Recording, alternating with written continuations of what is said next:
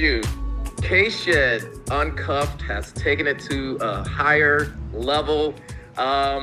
You know what? A lot of times my subject matters are deep and kind of like they grab you. They're raw topics and stuff. You can kind of tell my podcast is catching some attention out there, because sometimes when I'll reach out to somebody, hey, can I get a comment on something? I'm not going there because the way the world is, it's just there's a lot going on. And the great thing about having your own podcast is you can kind of like change up the tone and all that stuff. So I have a guest on our show today who goes back to the days of college for me. He's a guy who made one heck of an impression. He was my college quarterback at the University of Northern Iowa, and he holds the esteemed distinction of keeping Kurt Warner on the bench for 3+ years while he was out there regulating things as a field general for the Northern Iowa Panthers. And right now, Mr. Jay Johnson is on our show, and he's currently holds the position of offensive coordinator at the University of Michigan, or Michigan State University, sorry. And that's what this podcast is going to be called, Go Green, because not only is green my favorite color, one of my good friends, Jay Johnson, is the offensive coordinator there, but my nephew plays cornerback for Michigan State Spartans. And Jay, thank you for coming on our show, and thank you for taking such great care of my nephew. How you doing? Great, Kenny. Thanks for having me. Certainly a pleasure and an honor to be reconnected with you from years past. And when your nephew walked in the door at Michigan State, and I realized the connection, it was a pretty awesome experience. So it's glad to rekindle things and get together today. Oh, that was awesome, because when they came up on campus and you guys were talking, I was sleeping. I can't remember. It was like early morning. And that was the best wake-up call ever, getting the FaceTime with you, that awesome face. By the way, Jay looks exactly the same as he did in college. I don't know what type of fund of youth he's located, but I'm going to find it too. So, but it was a great wake-up call. I look up, my daughter runs in like, hey, somebody wants to say hi, and it was Jay, and then my nephew's in the background, my brother-in-law and my sister, and they just the energy level was so booming that day, as that was when Dylan was being recruited by Michigan State. So and from that point on, I was back reconnected with Jay. So man, how's everything going? You guys looking forward to this year? You guys doing some off-season training now? Yeah, absolutely. You know, kind of where we're at with our things in the college football world. The guys just finished up the semester. So finished up the spring semester this past week, and now they'll have a few weeks kind of on their own, kind of discretionary time, as it's called in our world. And then basically that week after Memorial Day weekend, we'll crank up the off season and then get going with the strength and conditioning aspect, and that building up to when camp starts probably around that first week of August 1st. So yeah, it's a good time. Good for the guys to get away, and we're heavily involved in recruiting all over the country. The coaches are, as we speak. That will kind of go the remainder of this month. So we're traveling everywhere, seeing young kids and kind of working on what's next for the program as far as student athletes. But yeah, it's a good time. Guys can get away, kind of get recharged, and then we'll crank back everything up officially there that weekend after Memorial Day. Wow, that is fantastic. How you guys liking this upcoming season? You big plans, competing. You know, just the bravado that I've always known for Michigan State to have is just unwavering. You know, maybe last year probably didn't go the way you guys liked or whatever, but it sounds like this year you're going to write some things and stuff. So it's always been a pleasure to watch Michigan State play football. Yeah, I think we're in that world. You know, we struggled a little bit last year and need to perform better at a higher level. And I think our entire program knows that and expects that. And so that's obviously, as you build your things and progress into the future, that's what you're building upon, you know. And so it's exciting. I guess the biggest piece for me is, you know, if you kind of look like back to the spring of 22 compared to the spring of 23, as we kind of culminated spring ball, just felt like we were in a completely different place for the better, you know, with number of players and different things as what we were able to get accomplished in spring ball. And I think it really is springboarding us in a good momentum space to see what's next and get cranked up in the summer. So yeah, you know, huge expectations. You know, our league is such a phenomenal league. You know, with the guys we get to play each and every week, it's the best for the best. And so, you know, which is a huge challenge and a huge undertaking, but we all know that when we signed up, and we're all comfortable with it in the room, and we're excited for it and can't wait to get back to work and get the fall season going. But really the season, Kenny, it really started back in January. That's when it really starts if you really want to look at the grand picture of things. And it's really just been a positive progression as we go through it all. Now we're just in a little bit of the summer phase as we build into fall camp. Cool. You're from Minnesota. You're still Correct. Yeah. What's the name of your city? Is it Rochester? No, I was a little more north of just south of the Twin Cities. I grew up in Lakeville, Minnesota, about 30 minutes south of Minneapolis. Lakeville is where I grew up. At that time it was a very rural community, rather small. I mean, we lived out on a couple acres near the cornfields, that type of deal. But now Lakeville has really kind of boomed, and it's a very growing kind of major suburbia area of Minneapolis. So, but yeah, that's where I grew up. It was about, to get to Northern Iowa, where you and I connect, it's about 3 hours, a little over 3 hours. Okay. So it was a nice little connection there. Okay. So how long after you played football in high school? Were you the starter? What was your, when did you start learning that hey, I can play this football game and take it to the next college level, Yeah, it's interesting. I don't know if you ever truly know the answer to that, but it's interesting. My dad was a teacher and coach for years. Okay. And so my dad, because of him maybe coaching back at that time, I didn't play like Pop Warner or whatever you want to call it, football. He wouldn't let me play until I got into junior high. Oh, wow. So I really did not start playing. I think maybe 7th grade year was my first year I played, because he wanted me to be involved in the school system and that program, and because he knew the program and knew what it all entailed. So I kind of started then. I ended up playing as a freshman. I ended up playing because there was an injury to the starter, an unfortunate injury. So I started like the last game, I think, which was in the final 8 of the playoffs for the state championship. And then I was fortunate to start for 3 years. Wow. And it was a pretty neat experience. My dad was one of the assistant coaches, which was a really very unique situation. But I wouldn't trade it for the world. But it was awesome. And then obviously we had a good run. We had a good program, and then we was fortunate to be surrounded by good players, just like I was at Northern Iowa, and we won our fair share of games, and then I had a chance to get recruited a little bit and ended up at Northern Iowa. Oh, that's fantastic. So what was your mascot in high school? Same as the UNI Panthers. We were Come the Panthers. on. Yeah, that's what I'm Oh, saying. The stars were aligning. I guess so. Yeah. I did not know that. I really did not know that. That's fantastic. Yeah, it kind of, I don't know if that played a factor in you choosing Northern Iowa. Or... Probably not, but it was a good coincidence. All the things I'm learning about this guy. So one thing about Jay, it was a fantastic, interactions. Every interaction I had with them at Northern Iowa was fantastic. He had this uncanny ability to be, and don't shut me off on this one. You had this uncanny ability to be the coolest cat in the room, wherever we were, whether we were in the meeting rooms for the football, whether we were out and about and walking the classes and stuff like that. Just you were well respected wherever you went, and that was a testament, because you took over the team after Ken Macklin, I think, graduated, but you took over the team at Northern Iowa, and you didn't give up that starting position for 3 years, even though you had Kurt Warner just on your heels. Do you still ask about that? How did you do that, or how? Well, the only reason I was able to do that was because I could throw the ball to guys like you. Oh. At the end of the day, I mean, that's really true. I was surrounded by a bunch of good players. As you know, we had very good teams at Northern Iowa. That's true. And really, if you look at some of the guys we had a chance to play with, it's really, really quite phenomenal.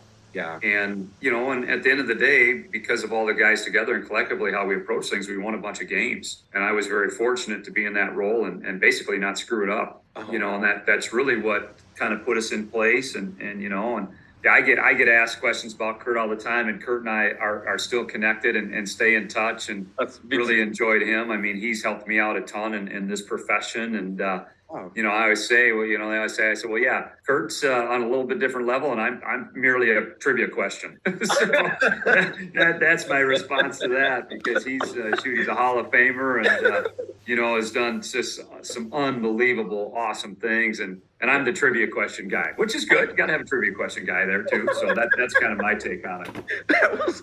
That was well said. That was Perfectly said. So, and I'm going to come back to our 99-yard connection here in a second. But I wanted to spend a moment with Jay because I had to fortunately let him know that one of our close teammates, Mr. Tank Corner, passed away last week, and I apologize doing that to any of the listeners who knew Tank and followed Northern Iowa football, and for me to be the one to have to break that news. But my sister let me know that he passed away last week after a kind of like a sudden fight bout with pneumonia. So Jay and I wanted to take a moment, just a moment of silence.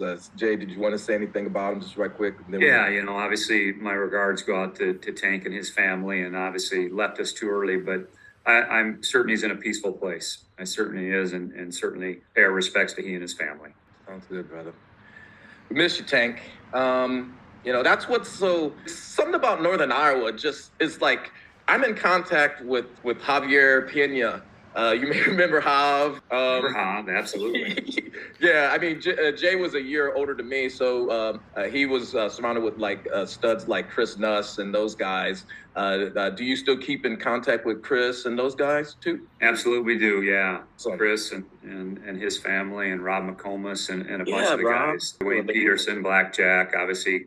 Chris Kleiman, the head coach at Kansas State, and Courtney Messingham, a bunch of guys that through the Northern Iowa that we're still all very well connected. So, guys, Chris Kleiman he was a silent killer out there on the football field on the defensive side for Northern Iowa, and he's done the same thing. What is it? It's still the Big 12, right? I believe now. Yeah. Yes, sir. Correct. Okay. Yeah. So he's steadily bringing his team, Kansas State Wildcats, into the playoff national title picture, and I saw that coming from way back because Chris Kleiman has that Panther fight in him too, and it goes deep, and it's just the personality that comes with the program that we got a chance to learn from at Northern Iowa. And I'm talking to I believe is going to be one of the next big head coaches names here too, Mr. J. Are those in your future plans? Yeah, I've always thought of that, envisioned that. I think, Kenny, it's interesting. Those jobs are very difficult to come by and challenging. And like a lot of times, I think in our spaces, whatever space you might be in your business world, personal world, a lot of times is being at the right place at the right time. But obviously, you need to position yourself to be in that spot. And so, yeah, if that opportunity presents itself and it's right where we can continue to impact young people, I'd be definitely excited about it and see if that could be an endeavor I could take on. Absolutely. Oh man, I'll be rooting for you, and those are gonna be some great days. But obviously, business first at Michigan State. One of the things that I remember about Jay was his ability to deliver these perfect passes. So we have a connection, and we're actually in the record books in the NCAA for the longest touchdown reception league-wise. And I remember that day because we were playing against Oklahoma State, and if you watch the video clip, which I'm going to include that video clip on our link when I post the show, Jay is like a half millimeter away from stepping out of bounds. So something in his sensor, he said, "Oh, wait, let me watch where I put my foot." Yeah, that was close. Dang near a safety compared to a 99-yarder. I know. Yeah, way too close. He put that ball right on the money. That was the epitome of the perfect bomb throw. Hit me in stride, and it was just thing of beauty. And I don't know if you knew this. It went for 99 yards against those guys. We ended up losing the game, but that was a highlight because if you watch the video, our fans we travel well for a smaller school in the state of Iowa. But if you watch that video from a wide angle, you see the stands are just massive and they're packed with Oklahoma State fans, obviously. But there's this small corner up in the right way up there of our parents and fans that travel down, and they're just going nuts on that play, Jay. It was beautiful, brother. Yeah, that was a great memory. Yeah, it was. You had post route, right? Yeah. Post route over the top, cover 4 safety, and safety bit down on number 2. And luckily, I didn't step out of the back of the end zone. The O-line gave us a few extra moments to get it out, and I I'd throw it early enough so I could catch you. Because with your speed, I had to get the thing out of my hand fast. Oh, otherwise you would outrun my arm. So, no, it was awesome. That was a great memory.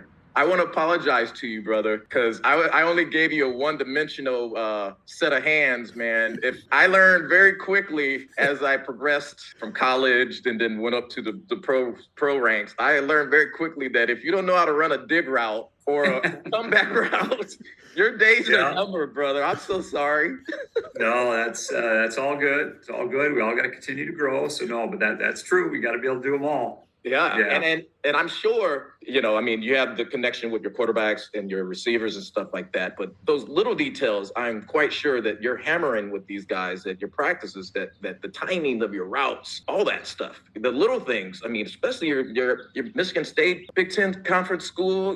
Man, that's legit competition, right? Yeah, absolutely. No, the details of your craft become really have to become to an elevated level, and you have to be able to be exact to a certain extent, because the more you grow and the more you go against some of the competition we play, I mean that little tick that matters, and because the separation, the windows are much tighter, there's not as much space because of the talented folks you're playing against, and so that's where if it needs to be a 12-yard route, it's got to be 12 yards.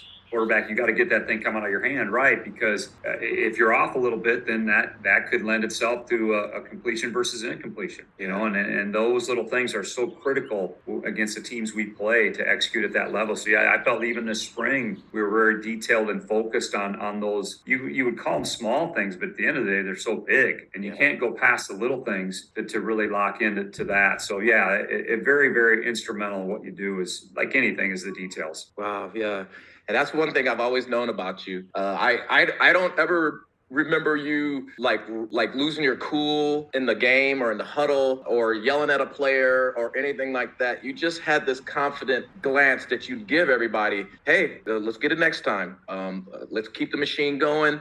And people feed off that stuff. So I've always believed that your football team can only really kind of go as far as your team leaders stuff. So that's dear to me. So that's why I have such a connection with the guys who I played with, because we had some great team leaders, and people have to understand how important those roles are. Is the little things matter, and I can admit it. Like you said, growing up and all that stuff. I mean, growing out of the things. That's one thing I can't admit that I messed up on in college, was not paying attention to the little things. So if I had to do it all over again, I would have learned route running on a level like, say, Jerry Rice. I would have stayed after practice and run routes to my shoes started doing holes at the bottom and all that stuff, and so as I'm getting more into coaching now, those are the things I'm going to start bringing up and teaching the kids who I'm teaching as a receiver coach. So right, yeah, awesome. Yeah. So when you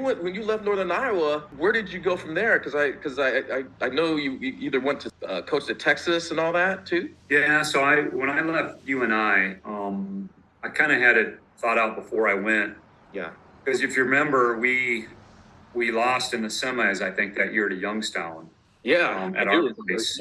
Yeah, and so that was in like December or whatever for the now it's FCS, but back then the 1AA playoffs. And then so I already had set up the spring break before.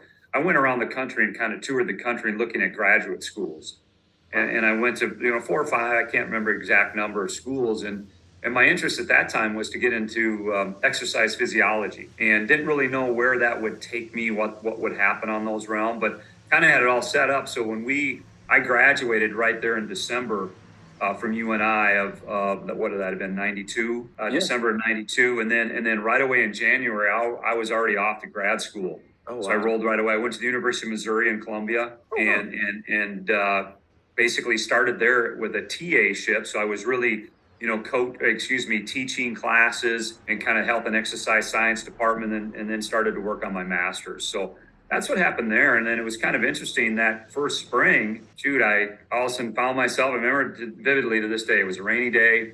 I had an umbrella, and I was sitting out there in Columbia, Missouri, and Mizzou was having their spring practice. And I just kind of hung out on the sideline. I was watching it because that's what I was used to doing, right? That's all we've done is, you got spring ball, and And so I was like, man, and then I ended up going in, and they were kind enough, at the time it was Dirk Cutter, who has been a lot of places, head football coach in the NFL to college, and really has had quite a storied career. I said, hey, coach, is that all right if I just hang out and try to learn and grow? And he was kind enough to let me do it. And so that kind of started it. And then when I was there, then I actually got involved with the local high school and did some coaching there while I was getting that. And then, I initially thought I was going to go on and probably get my PhD in exercise science. But then once I got close, I realized, maybe this coaching deal is what I need to do. And so I got my master's. And then since then I've been in the coaching world and have been all over the country and all parts unknown, and it's been really an unbelievable experience. That is awesome. It happened just like that. Yeah. But you planned it out, though. It's I guess to a certain extent, once I got there and realized that's what I kind of wanted to do and jump in, and I think it probably goes back to, my dad. I mean, because I remember when I was a little tyke, I would go with him on the bus to the games, and I would be at practice in fall camp. I might be getting the water, retrieving the balls. But, I was just around it, I think, growing up so much with my dad, and my dad being a high school coach that, maybe it was just part of me and something I wanted to continue through him. And so I kind of think at the end of the day, that's why I the good Lord took me down that path a little bit. And so, it's been an unbelievable experience, plenty of ups and downs, but, all great growing experiences and things that I wouldn't change. Wow. It sounds like dad, parents did a fantastic job guiding you along. That's so important. Very true. Yeah, I was blessed with mom and dad and the opportunities they gave me, the support they showed me, the challenges they challenged me to. It was all good, and they helped me grow and figure it out. Have you been back to Northern Iowa in a while? It's been some time. I was able to go, quite a few years ago, I went back to a playoff game, I think. Oh, really? But now this was probably, I don't know, it's been a long time that I've been back. I can't remember when that would have been. It's probably 10, I don't know how many years ago it was. It's been a long time. I still stay in touch with a lot of folks there, and obviously a lot of our teammates and such. But as far as physically being back, it's been quite some time since I've been back. Yeah, so I've been in contact with some of their athletic directors and all that stuff, and they have major plans on like how they're going to expand the dome, the Unidome. Right. And create other meeting rooms, which I think they already have finished.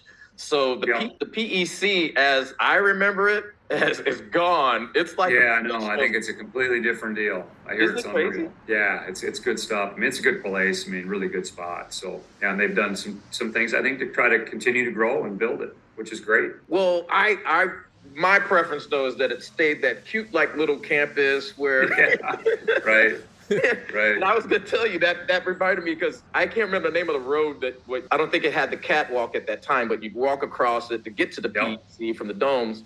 And that day after our famous 99-yard connection, so I'm walking across that road, and all of a sudden I hear this, and I'm being funny because it was kind of a funny scene, but I'm also a movie maker too. So I can, if I can relive that moment, it was just like this. I'm a black kid, just walking across this road that's the highway that's pretty busy. But so you have to time it up right and all that stuff. And so I think I was caught a little bit slipping. And so here comes this pickup truck, and there's loud country music coming from this pickup truck as it gets closer and closer. And I don't think they see me. So I'm trying to dodge these things, this truck. So it gets closer. And then finally they see me and they kind of swerve out of the way. And then I kind of whoa, okay. They keep going. They see me, stop, and back up. And I'm I'm thinking about, okay, I'm about to drop this backpack here and take off running back the other way because these guys are coming for me. Jay, listen what happened. They pull up. Kitty Shed, 99-yard touchdown reception, new school record. Yeah, UNI. That's awesome. And then they zip off, and I'm just like, holy smokes. That's I never knew that story. That's unbelievable. Oh my goodness. So Iowa is full of real people, and I love the fact that you're back in the Midwest. I know it's been a long road to Right. get to where you are right now. But I don't think you would have it any other way. There's no real way that you can learn Yeah. how to hang in there with stuff Yeah, without. absolutely. I think, life kind of brings you different paths to take, and they've all been, I think if you approach it the right way, it's like a new season, a new venture, and it's a great learning opportunity, and I think, by going all the different spots at all the different levels with all the different people, it's really, I think, prepared me to be in the spot I'm in, and just to, experience. It's hard to not be able to do this job without the experiences I've had in the past. And so that's been very, very influential for me. And, what also has been truly amazing, moving's hard and all this and that, for your family and those types of things. But man, we've seen some unbelievable places in this country, places you never, ever thought growing up in the Midwest you'd ever be. Really? And it's just, you find that there's really just a lot of unique people, great places, great people, and it's really been rewarding from that. All the places we've been, north, south, east, west. I mean, it's really been a neat experience. Well, and that's what's so meaningful about what you just said. The name of my podcast, I always got to bring it out there. The name of my podcast is Uncuffed, because at one point I was a police officer. So everybody knows that as a police officer, that you're kind of like restricted from kind of speaking your mind. You don't really have rights. So if someone pulls up next to you and calls you the N-word or whatever, and then they drive off, you can't like chase them down and start doing anything, because it just doesn't work like that. You can complain about it, but if you do yell at these people and that's all they did, it's freedom of speech, Right. So it could easily come back to bite you, and all of a sudden you're on the news and stuff and you've lost your job. So the pressure is enormous when it comes to that. So once I retired like a year ago, I can now speak and talk more. It's the name Uncuffed and stuff. So I like the abilities to be able to bring on guests like yourself, because obviously you're a white guy who grew up in a small rural town, like you said, but never once did I ever see you uncomfortable or have any inability to associate or talk or BS or hang with any of the brothers on the team or anybody else from any other color or any other place. And that to me was fantastic. We had some really solid guys with some great personalities, and it's just it's what's going to power this generation moving forward. So I thank you for everything you do.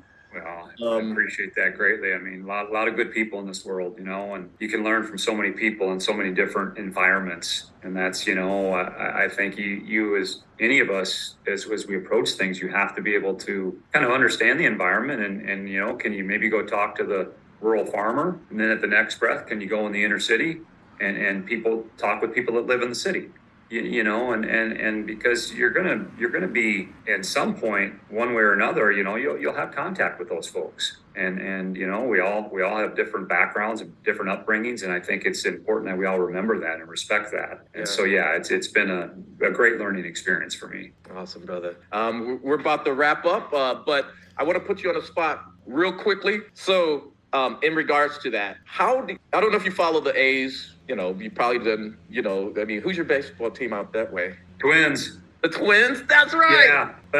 Yeah. That's right. Yeah. Okay. Well, so picture your Twins world famous game announcer, right? Who's been doing it for 30 plus years for your Twins. So, he does a story because the week prior they visited some old which would be Negro League baseball museum, I guess, right? So he goes on live game feed commentary, and he wants to talk about that. Instead of saying Negro League, he says the real authentic N word, and it's a slip of the tongue, right? How does stuff like that happen, and what can he do to save his job? Because they've placed, this is our A's commentator, Mel Kiper, who's been one of our favorite announcers with the team. I'm a huge A's fan and stuff, and so sure. I woke up today, I read that news, and he's been suspended, and he's just in a bad place right now. I mean, how do we help him? How does he help himself? Yeah, I mean, I think that's a challenging piece of where we're at, currently with the things and that. And, unfortunately, you have to be very, very cognizant of your speech and what you say, because I don't think, and which is probably rightfully so, that there's situations where people are going to be able to move on from that, which is understandable, and it's unfortunate, but that's the way kind of situations are, and so it's an unfortunate deal for him, and I hope that hopefully he can come out okay with the deal, and maybe understand what he was truly trying to say, and hopefully people will listen and see if people can be able to move on. Yeah, because people should know, and this is me talking to the listeners. People should know that when someone says that word, it's very obvious that why they're saying it, and they mean it. Now, this is a particular slip of the tongue, and I think we as a society have to start distinguishing that and not tear down people who made an honest mistake. So I'm with you, Jay. I wish him the best, because mistakes happen, and me as a black male, I mean, we can't have it both ways now. If we're going to be running around saying the words here and there, and putting it in our songs and stuff, and getting mad when people of a different race say it exactly how you said it, we can't have it both ways. So thank you for taking a moment to answer that question and all that stuff. I mean, it's kshedduncuffed. I had to put you on the spot for it. I hear you, Kenny. Very well.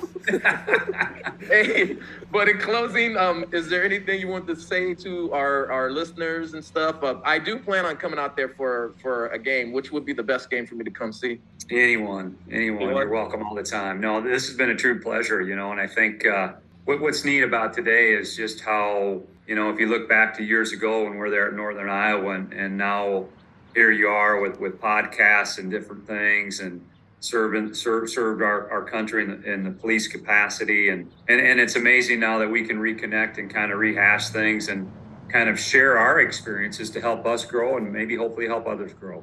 So I'm blessed to be able to reconnect with you and be able to enjoy this time together today. Thank you, brother. We'll be seeing each other real soon, and thank you for joining us. And I wish you the best of luck this upcoming season. And tell my nephew I said what's up. And slap in the back of the head too, if you'd like. I will. I'll get after Dylan. Okay. I'll get after him. All right, Jay. You take care, brother. All right. Thanks, Kenny. My man Jay Johnson, everybody, a fantastic soul. Him and I spoke a little bit earlier, and I asked him about that situation that went down last year with the fight in the tunnel against the Michigan football players. And, you can tell that he was, upset, but wanted to move on. It was an unfortunate situation that he said, but there was more to the situation than what was made public. But he admitted that it's in the past, and they need to move on. Spoken like a true pro, who's handling the situation in Michigan State with the offensive coordinator duties like a champ. And I wish him, again, the best of luck moving forward, and can't wait to see what the gangrene has in store for everybody this upcoming year. So I'm going to wrap things up here. K-Shed Uncuffed episode 18, Go Green, is a wrap. And with that, K-Shed out.